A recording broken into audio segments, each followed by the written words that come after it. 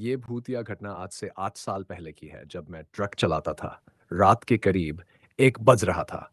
मैं हाईवे पर अकेला ट्रक दौड़ा रहा था और मेरा साथी बगल वाली सीट पर गहरी नींद में था। रास्ता सुनसान था। चारों ओर सन्नाटा पसरा हुआ था। कुछ दूर चलने के बाद मैंने देखा एक औरत पैदल चल रही थी।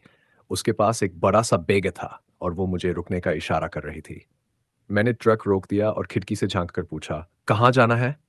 "इतनी रात को यहाँ क्या कर रही हो?" वो बोली, "मेरी बस छूट गई थी, कोई गाड़ी नहीं मिली, मैं पैदल ही चलने लगी।" मैंने कहा, "ठीक है, आओ, गाड़ी में बैठ जाओ।" तभी वो बोली, "लेकिन ये बैग बहुत भारी है, मैं इसे उठा नहीं सकती, आप नीचे उतरकर इसे उठा देंगे?" मैं जैसे ही दरवाज़ा खोलकर नीचे उतरने लगा, तभी अचानक मेरा साथी घबरा कर जाग गया और गुस्से से बोला, "ट्रक क्यों रोका?" उसकी नज़र जैसे ही उस औरत पर पड़ी, वो अचानक घबरा गया।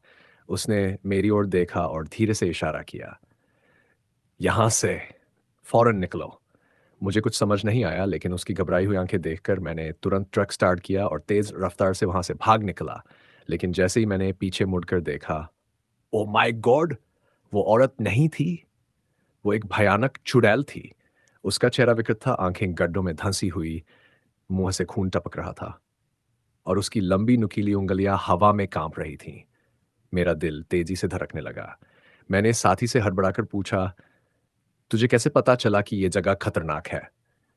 वो काँपते हुए बोला, "मेरे मामा का घर यहाँ से कुछ दूर है। उन्होंने उन्हें बताया था कि इस रास्ते पर अक्सर भूतिया घटनाएँ होती रहती हैं। जो भी उस औरत की बातों में आकर ट्रक से नीचे उतरता है, वो फिर कभी वापस नहीं आता।" क्या? मेरी तो रूह काँप गई। मुझे नहीं पता था कि इस रास्ते पर ऐसा कुछ होता है और शायद मेरी किस्मत अच्छी थी कि मैं ट्रक से नीचे नहीं उतरा। अगर मैं उतर जाता, तो शायद आज मैं ये कहानी सुनाने के लिए ज़िंदा ही नहीं होता।